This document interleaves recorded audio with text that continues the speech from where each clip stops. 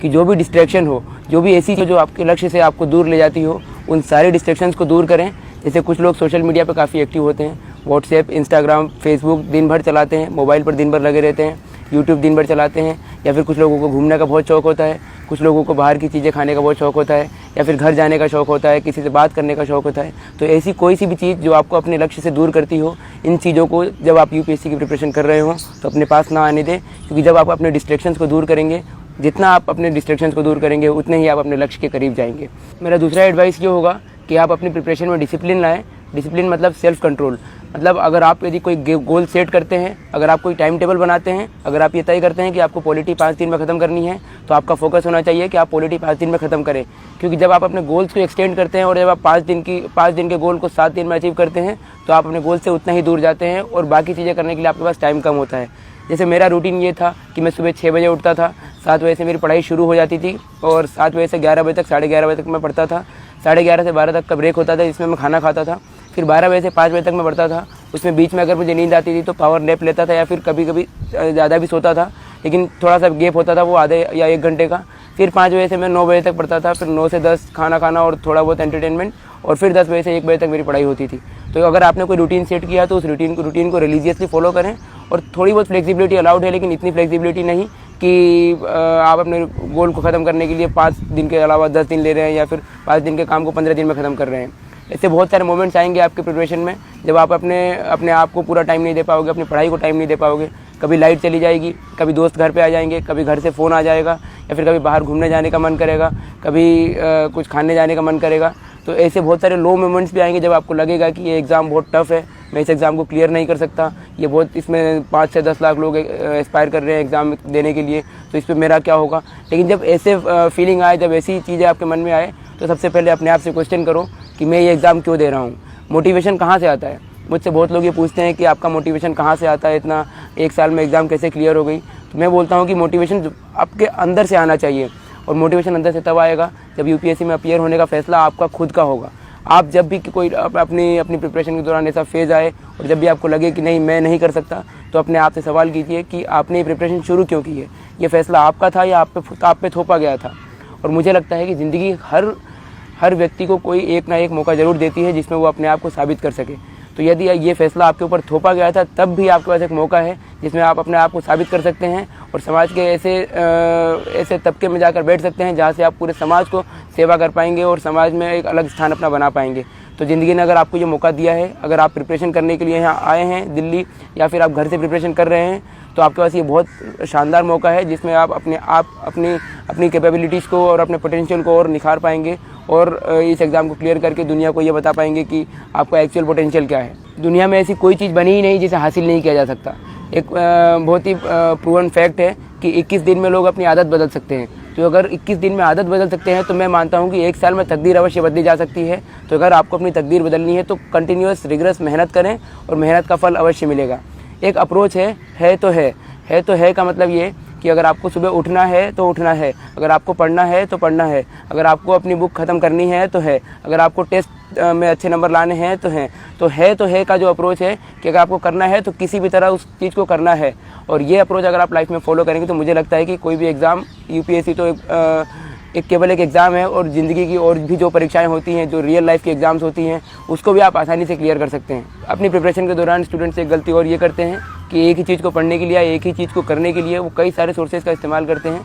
जैसे अगर पॉलिटी पढ़ना है तो वो पॉलिटी की एक बुक की जगह 3 या 4 बुक्स पढ़ेंगे, अगर इकोनॉमी पढ़नी है तो एक बुक की जगह 3 या 4 बुक्स पढ़ेंगे, अगर उनको टेस्ट सीरीज़ देना है तो एक कोचिंग की जगह 3 या 4 कोचिंग्स के टेस्ट देंगे। तो इससे मुझे लगता है कि ये अटर टाइम ऑफ वेस्ट है। तो अगर आपको अपना टाइम सेव करना है तो it's better that read 1 book multiple times rather than reading 10 books 1 time.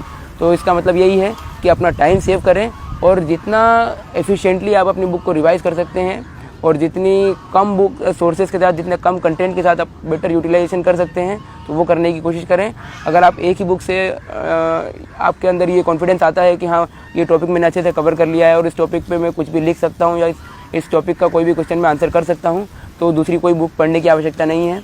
और यूपीएससी की डिमांड ये नहीं है कि आप बहुत सारा आपके पास कंटेंट हो, बहुत सारा नॉलेज हो, क्योंकि वो ऑलरेडी बहुत सारे लोगों के पास है। लेकिन मैंने अधिकतर ये देखा है कि जिन लोगों के पास बहुत सारा नॉलेज होता है वो इस एग्ज़ाम को क्लियर नहीं कर पाते हैं, क्योंकि लेस इज़ मोर हियर। जितना कम आपके पास नॉलेज है उतना ज़्यादा आपके लिए बेनिफिशियल है।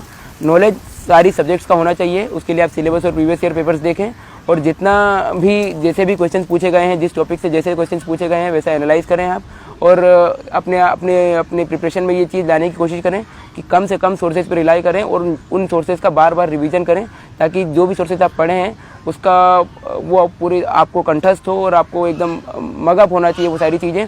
और अगर आप पेपर भी पढ़ रहे हैं तो कम से कम पेपर्स पढ़ने की कोशिश करें और ज़्यादा से ज़्यादा अपने माइंड को डेवलप करने की कोशिश करें, क्योंकि कंटेंट आपके पास जितना है उतने में ही आपको डिलीवर करना है। और जब आप एग्ज़ाम लिख रहे होंगे, प्रीलिम्स तो ऑब्जेक्टिव होता है लेकिन मेंस सब्जेक्टिव होता है, तो जब भी आप लिख रहे होंगे पेपर तो आपके पास अगर आपने बहुत सारी सोर्सेज से पढ़ाई की है तो एट दैट टाइम आपको इतनी सारे सोर्सेज से अगर पढ़ा है तो दिमाग में बहुत कम चीज़ें आती हैं और लिखने में भी बहुत सारा कन्फ्यूजन होगा। और अगर एक ही सोर्स से बार बार पढ़ा है तो लिखने में बहुत आसानी होगी और आसानी से आप कोई भी क्वेश्चन का आंसर लिख पाएंगे। तो मेरा एडवाइस होगा कि कम सोर्सेज पर रिलाई करें और उन सोर्सेज का बार बार रिवीजन करें। एक सबसे बड़ी चीज़ होती है जब भी आप किसी चीज़ की प्रिपरेशन कर रहे हो या किसी चीज़ की तैयारी कर रहे हो, तो सबसे बड़ी चीज़ होती है कि कॉन्फिडेंस। आपके अंदर ये कॉन्फिडेंस होना चाहिए कि हाँ मैं ये चीज़ कर सकता हूँ। और कॉन्फिडेंस तभी आएगा जब आप पूरी तरह से उस चीज़ के लिए तैयार हैं। यदि आप यूपीएससी प्रीलिम्स का एग्ज़ाम देने जा रहे हो या मेंस का एग्ज़ाम देने जा रहे हो तो आपके अंदर ये कॉन्फिडेंस आना चाहिए कि हाँ मैंने तैयारी पूरी की हुई है।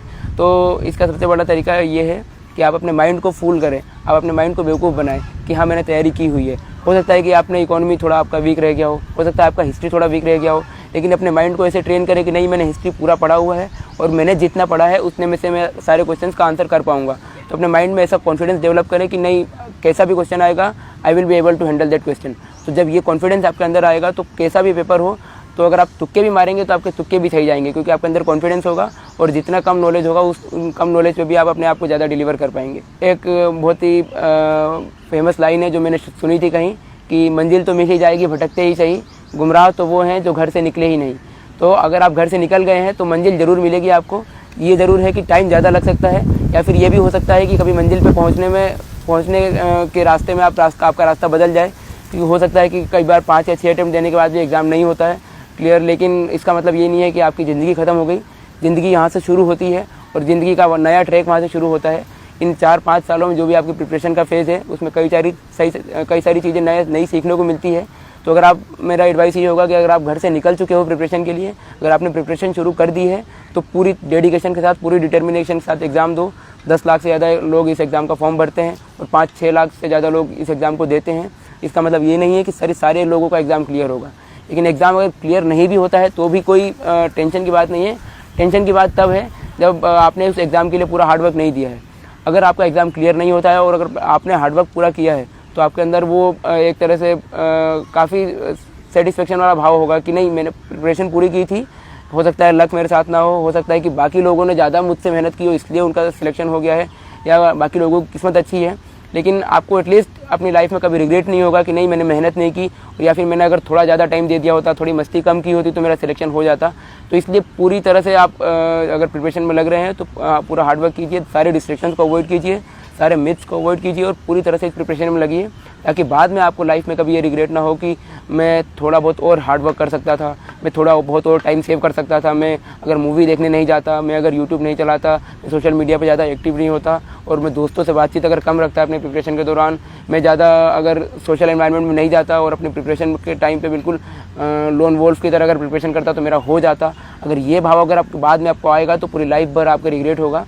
इसलिए भले एग्ज़ाम में सक्सीड हो या ना हो, मेहनत पूरी करो ताकि बाद में कोई रिग्रेट भी ना हो, और बाकी अगर रिग्रेट नहीं होगा तो लाइफ के दूसरे एग्जाम्स में आप आराम से सक्सीड करोगे। एक और बात यह है कि इस एग्ज़ाम में काफ़ी सारे मिथ्स बने हुए हैं कि कोचिंग करना कंपलसरी है, एक अच्छे बैकग्राउंड से होना ज़रूरी है, IIT है IIM से होना ज़रूरी है और मेट्रोपॉलिटन सिटी से होना ज़रूरी है, दिल्ली में प्रिपरेशन करना ज़रूरी है और बिना कोचिंग के टेस्ट सीरीज़ के, बिना कोचिंग के गाइडेंस के हो ही नहीं सकता एग्ज़ाम। आप Tier 2 या Tier 3 सिटी से आते हैं तो आपका सिलेक्शन नहीं हो सकता। 10th-12th में अच्छे परसेंटेज होने चाहिए, ग्रेजुएशन में अच्छे परसेंटेज होने चाहिए। पर मुझे लगता है कि ये सारे मिथ इसलिए बनाए गए हैं ताकि इस एग्ज़ाम को और टफ बनाया जा सके और मार्केट में जो लोग इस एग्ज़ाम से प्रॉफिट कमा रहे हैं या इस एग्ज़ाम का फ़ायदा उठा रहे हैं उनको और प्रॉफिट हो। तो मुझे लगता है कि बिना कोचिंग के भी प्रिपरेशन हो सकती है। 10th-12th में अगर अच्छे परसेंटेज ना हो तो भी एग्ज़ाम क्लियर हो सकती है। मैं खुद इंदौर से आता हूँ, ना IIT से हूँ ना IIM से हूँ, ग्रेजुएशन मेरा BCom ऑनर्स में था, 22 की एज है, फर्स्ट अटैम्प्ट में एग्ज़ाम क्लियर हुआ है। तो मैं कई सारे मिथ तो मैंने खुद ब्रेक किए हैं। आप जो इस बार ऑल इंडिया रैंक 3rd हैं, जुनैद अहमद, उनका एग्जाम्पल देख सकते हैं कि उनके 10th और 12th में दोनों में अराउंड 60 परसेंटेज थे। तो 60% यानी एक एवरेज स्टूडेंट, और यदि एक एवरेज स्टूडेंट का भी एग्ज़ाम क्लियर हो रहा है तो आप उनसे प्रेरणा ले सकते हो कि आप भी इस एग्ज़ाम को आसानी से क्लियर कर सकते हो, बस डिटर्मिनेशन चाहिए।